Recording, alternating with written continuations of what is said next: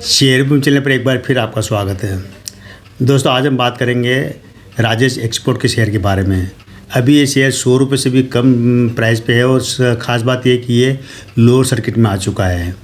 इसमें अब आपके शेयर जो पैसे बचाने के चांस धीरे धीरे ख़त्म होते जा रहे हैं, क्योंकि लोअर सर्किट में आप शेयर बेच नहीं पाएंगे।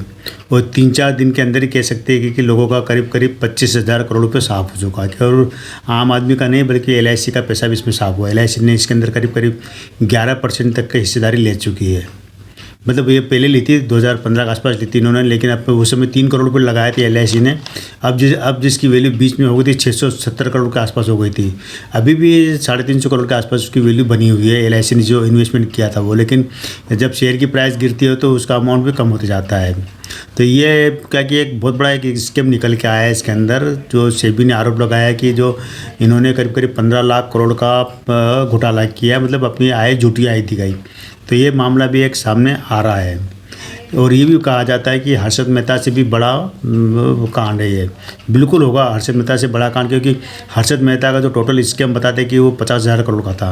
और 50,000 करोड़ के मुकाबले अगर 15 लाख करोड़ 15.5 लाख करोड़ रुपए कैलकुलेट करेंगे तो इनके घोटाले में हर्षद मेहता जैसे 30-40 हर्षद मेहता आ सकते, तब जाके इनका बराबरी करेंगे। लेकिन क्या कोई एक व्यक्ति इतना बड़ा काम कर सकता है क्या? जो राजेश एक्सपोर्ट के जो मालिक है राजेश मेहता और प्रशांत मेहता, ये कोई ख़ानदानी बिजनेसमैन भी नहीं है सोने के। इन्होंने बहुत 80 के दशक में शुरुआत की थी। पहले मैं इनकी कहानी बता देता हूँ कि किस तरह काम करते हैं, उसके बाद मैं आगे एक बात बताऊँगा जिससे आपको क्लियर हो जाएगा कि इसमें शेयर में बने रहना चाहिए या निकल जाना चाहिए। क्योंकि जब भी इसमें मौके आएंगे बीच में, आपको 1-2 दिन अपर सर्किट नज़र आएगा, आपको बाहर निकलने में मौके भी देगा। मार्केट देता है, जो शेयर लगातार गिरते हैं उसमें बीच में निकलने मौके भी आते हैं। तो ये कि दोनों जो भाई है प्रशांत मेहता और राजेश मेहता, इन्होंने पढ़ाई छोड़कर ये बेंगलुरु से इन्होंने बिजनेस स्टार्ट किया था। वहाँ से क्या 1200 रुपये, मात्र 1200 रुपये शुरुआत की थी 80 के दशक में इन्होंने, 80 की शुरुआत में। तो वहाँ से क्या चांदी की ज्वेलरी बना के लाते थे और गुजरात में घरों में जाकर बेचते थे। ये दोनों भाई पढ़ाई छोड़ के ये काम अब जेब खर्चे के लिए करते थे ये। उसके बाद में क्या है कि इन्होंने जब वापस वहाँ जाते थे बेंगलुरु, तो गुजराती जो ट्रेडिशनल चांदी के जौहर होते हैं तो ये ले जाके वहाँ बेंगलुरु में बेचते हैं। तो इस तरह का काम चलते जाता था, जेब खर्चा भी निकल जाता था, अपना बड़े अच्छे हो रहा था। फिर धीरे धीरे इन्होंने और व्यापारियों से संपर्क बढ़ाया। गुजरात की जो ट्रेडिशनल चांदी को वहाँ बेचना, वहाँ से लाकर इधर बेचना, ये करना, इस तरह धीरे धीरे बिजनेस बढ़ा के आखिर में इन्होंने कुछ पैसा जोड़कर अपना खुद का भी एक शोरूम बनाया था, जो कि छोटी सी दुकान कह सकते हैं। और उसके बाद ये धीरे धीरे बढ़ते गए और बीच के समय में क्या गए कैसे गए, लेकिन जब ये 90 के आसपास ये एक बड़ा नाम बनकर निकले थे बाद में। ये क्या है कि इनका बिजनेस कर देश से और देश के बाहर तक फैलने लगा था ये बिजनेस इनका। और करीब इन्होंने अपनी जो कंपनी की स्थापना की थी, जो राजेश एक्सपोर्ट की, इसकी 1995 में इन्होंने शेयर मार्केट में लिस्ट हो गई कंपनी। और उसके बाद ये शेयर जो चढ़ते चढ़ते राजेश एक्सपोर्ट का शेयर 1200 रुपये तक गया था। वहाँ से गिरती गिरती ये आज की जो तारीख में जो है 100 रुपये से कम में, अभी बीच में 86 रुपये तक गिर गया था। इतना शेयर गिरा हुआ और काफ़ी समय जिसमें लोग फंसे, जिसमें उन्होंने 1200 रुपये से लिया था तब भी फंसे हुए, और आज की तारीख में लोग इसमें फंस रहे। बीच में कमाए के मौके मिले तो लोगों ने कमाए होंगे पैसे, जरूर ध्यान रखना इसमें क्या होता है ये चीज़ें। तो इनका क्या कि व्यापार जो है एक अलग किस्म का व्यापार करती है। एक तो क्या होता है कि जो सामान्य जो ज्वेलरी जो आप दुकान खरीदते जौहरी को, वो लोग क्या करते हैं कि बेंगलोर, कर्नाटक, दुबई वगैरह कैसे जेवर लाते हैं और उसको अपने शोरूम में सजाकर बेचते हैं। एक ही होता है।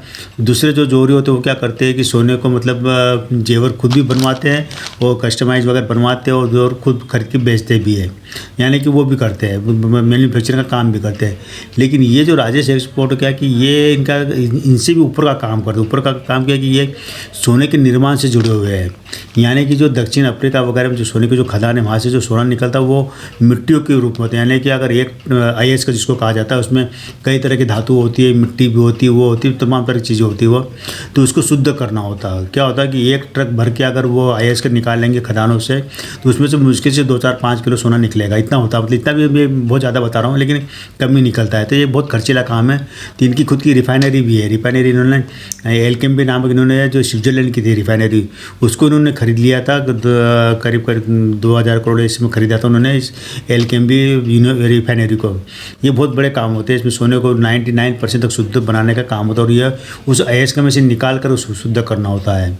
ये काम करते हो। तो इनका क्या कि व्यापारी जब ये सोना निकलता है, शुद्ध सोना निकलता है, तो दुनिया भर की जितनी जो ट्रेजरी होती है, जहाँ पर मतलब सोने को रिजर्व रखा जाता है, सरकारें जो रखती है, बैंक रखते हैं, रिजर्व बैंक वगैरह रखते हैं, तो उनकी ट्रेजरी में क्या कि सोने को जो शुद्ध मात्रा में रखा जाता है रिजर्व के रूप में, तो उनको ये सप्लाई करते हैं। यानी कि दुनिया के करीब 60 देश इसके मतलब ग्राहकों की लिस्ट में शामिल है कि इनसे शुद्ध सोना बिस्किट के रूप में, जेवर नहीं होता, बिस्किट के जेवर, क्योंकि जेवर में तो मिलावट करना पड़ती है। वो 22 कैरेट का होता है, 18 कैरेट का होता है, 16 कैरेट का होता है, वो होता है, तो मिलावटी नहीं रखते। शुद्ध सोना 99 मतलब 24 कैरेट का होता है, उसके बिस्किट के रूप में रिजर्व के रूप में अपने पास रखती है। तो ये उनको सप्लाई करते हैं, जो मतलब बड़े बड़े जो ट्रेजरी है वगैरह, वो उनको सप्लाई करते हैं और वो रखते हैं अपने पास। भारत सरकार भी रखती है, दुनिया भर की सरकार की। इसके अलावा जो बड़े बड़े जो ज्वेलर है, जो मैन्युफैक्चरिंग करते हैं सोने की, उनके पास उनको भी ये सप्लाई करती है, मैं बेचती है। तो कह सकते हैं कि दुनिया भर में इनका बिजनेस फैला हुआ। दुबई, अफ्रीका, दुबई, लंदन, बना मतलब कहते हैं अमेरिका वगैरह, दुनिया के आप जितने बड़े बड़े देश मान लो, हर देश तक इनका कारोबार फैला हुआ है। तो अकेले व्यक्ति करते नहीं, इनके साथ कई बिजनेसमैन जुड़े हुए हैं, कई वहाँ के बिजनेस लोकल बिजनेसमैन भी जुड़े हुए हैं, और कई जो खदानों के जो मालिक है, जो सोने की जो रिफाइनरी वगैरह चलाते हैं या खदानें जहाँ से सोना निकाला जाता है, खासकर जो अफ्रीका वगैरह में बहुत निकलता है वहाँ से, तो वो उन खदानों के मालिक भी इनके पार्टनर के रूप में, इनके बिजनेस पार्टनर के रूप में काम करते हैं। तो जब ऐसे बिजनेस बड़े बड़े बिजनेस करते हैं, वहाँ पर क्या होता है, बहुत सारा जो अमाउंट होता है किस खाते में जाता है, किस खाते में उसका लेन देन होता है, कैसे उसकी मतलब पैसा आता है, ये सारा एक मतलब एक अलग अलग खाते से द्वारा होता है। तो अभी जो सेबी ने जो आरोप ये लगाया कि इन्होंने करीब 15 लाख करोड़ रुपए के जो सेल दिखाई, बिजनेस दिखाया, वो झूठ है। इतना बिजनेस कैसे हो सकता है कि अगर 15.5 लाख करोड़ का बिजनेस किया तो मुनाफा इतना कम कैसा है, क्योंकि उसके मुकाबले मुनाफा बहुत ही कम नज़र आ रहा है। तो इन्होंने जानकारी मांगी, इन्होंने सेबी ने ये आरोप लगाया कि कंपनी झूठ बोल रही है, इनका इतना बिजनेस है ही नहीं, न इतना काम करते, ये जो इन्होंने डेटा दिया झूठा है। ये आरोप है, अंतरिम आरोप है, ये मतलब परफेक्ट नहीं है जो सेबी ने लगाया वो। अभी मतलब क्या है कि संभावना आ गई। उसके कारण क्या था कि ये कोई शेयर होल्डर था, उन्होंने एक शिकायत दी, इनका जो रिजल्ट है जो तब 2024 की बात है, तो एक इन्होंने सेबी में शिकायत करी कि भाई राजेश मेहता जो है, जो राजेश एक्सपोर्ट के मालिक है, इन्होंने जो अपने जो बैलेंस शीट पेश की, जो रेवेन्यू पेश किया का वो लेन देन वगैरह खर्चा दिखाया, उसके अंदर इनका बहुत भारी मतलब मैच नहीं हो रहा जो डेटा है। मतलब उसमें क्या कि इतना ज़्यादा सेल दिखा रहे, इतना वो, लेकिन मुनाफा बहुत कम है कंपनी का, वो दूसरी चीज़ें कम है, लेकिन शेयर बहुत ज़्यादा दिखा रहे थे। ये कैसे हो सकता है, इतना ज़्यादा अंतर कैसे आ सकता।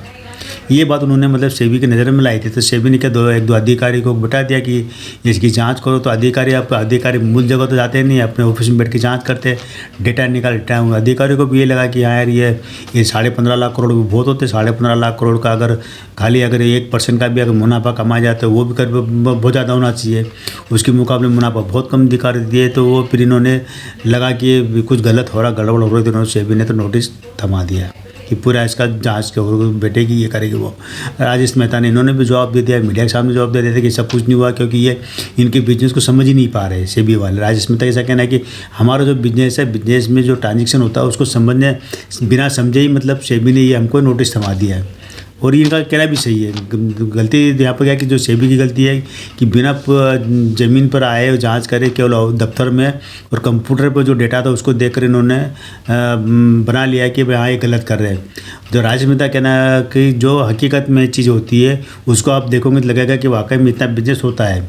तो वो राजेश मेहता ने जो जानकारी दी वो भी एक बहुत महत्वपूर्ण है। उसमें राजेश मेहता ने कहा कि क्या है कि हमारी रिफाइनरी चलती है, रिफाइनरी में सोने को शुद्ध करने का काम भी होता है। मतलब क्या है कि जो खदानों से आप शुद्ध भी करते हैं।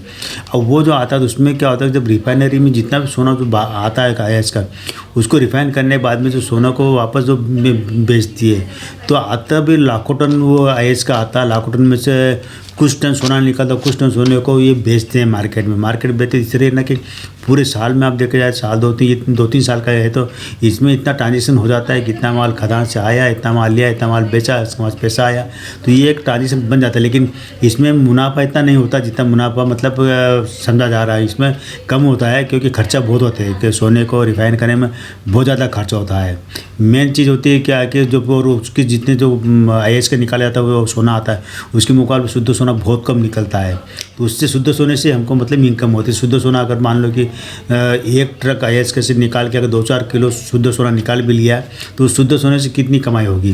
लेकिन आप एक ट्रक भर का सोना थोड़ी है, आया था जो कच्चा सोना आया था वो ट्रक भर के था ISK के रूप में, लेकिन असली में सोना उसके अंदर 2-4 किलो ही निकला। तो ये क्या कि उनका ये कहना कि असली कमाई जो होती है वो वहाँ से होती है जहाँ की शुद्ध निकलता है, जिसके ऊपर प्रॉफिट कमाया जाता है। तो वो प्रॉफिट कम ही होगा है, जो होता है मेन चीज़ ज़्यादा होती है, बिजनेस ज़्यादा होता है, बड़े मात्रा में बिजनेस होता है और उसका प्राप्ति कम होती है। तो ये होता है कई बार आप देखते हैं बड़े बड़ी जो कंपनियां जो काम करती है उसमें, तो जैसे आप मान लो कि एक एग्जांपल दे रहा हूँ कि कोई बिल्डर ने 1 करोड़ में ज़मीन खरीदी, उसके अंदर 100 फ्लैट खड़े कर दिए और 1 करोड़ में 100 फ्लैट बेच दिए। तो दिखने को तो ये लगेगा कि बिल्डर ने 1 करोड़ की ज़मीन खरीदी और 100 करोड़ का बिजनेस कर लिया उसने, तो 99 करोड़ रुपये कमा लिए। पर ऐसा थोड़ी कमाया है, उसने उस बिल्डिंग में बनाने में भी खर्चे किए होंगे, वहाँ पे तो खर्चा हुआ होगा उसके अंदर। अब हो सकता है कि बिल्डर की कमाई मात्र 2 करोड़ रुपये कम ही निकल के आई। ये भी होता है क्योंकि क्या होता है कि आप तो अंदाज़ लगोगे कि 1 करोड़ में ज़मीन खरीदी, 100 करोड़ का फ्लैट बेच दिए, तो 99 करोड़ प्रॉफिट आग हो गया इनका। वो नहीं होता, उसमें खर्चे होते, उसमें वो चीज़ होती है। तो ये चीज़ क्या है कि थोड़ा सा शायद सेबी ने समझने में गलती करी या उनका अधिकारियों ने क्या है, लेकिन ठीक है, आगे जांच चलती रहेगी, जांच होगी, जवाब दोनों तरफ से दिए जाएंगे। बड़े बिजनेसमैन हैं और विदेशी इनके कुछ बड़े बिजनेस, जो राजेश मेहता के साथ जो बड़े बड़े विदेशी जो बिजनेसमैन जुड़े हुए हैं, जो उनके पार्टनर हैं, तो इनमें बहुत सी चीज़ होती है पार्टनर में कि सभी चीज़ें आउट नहीं की जाती। कुछ वहाँ के नियम लागू होते हैं, वहाँ के नियम के हिसाब से इनको चलना पड़ता है, तो सारी चीज़ें आउट नहीं की जाती। बहुत सी चीज़ होती है कि जो कैसे से सीक्रेट रहती है, तो सीक्रेट चीज़ें शायद बताएंगे नहीं, लेकिन क्या होता है बड़े बड़े मामले, तो कहने मतलब आपको घबराने की ज़रूरत नहीं है। ये हो सकता है कि गिरते गिरते 50 रुपये तक भी शेयर चले जाए लोअर सर्किट में, लेकिन अगर आपने सस्ता ले रखा है तो थोड़ा बहुत नुकसान अगर आपको हो रहा है तो आप अपना पैसा बचा सकते हो। और अगर आपको लगता है कि इसके दिन अच्छे आएंगे, भविष्य अच्छा है, तो आप उस नुकसान को थोड़ा सा आप बर्दाश्त भी कर सकते हैं, जैसी आपकी मर्जी रहेगी। तो आज इसके दोस्तों इतना ही। जो मेरे दर्शक जानना चाहते हैं कि राजेश मेहता के ये राजेश एक्सपोर्ट में क्या होगा, तो ज़्यादा मुझे नहीं लगता है कि ज़्यादा दिन मामला चलेगा। हो सकता है कि महीने 15 दिन तक इसमें बाद ये मामला ठंडा हो जाएगा।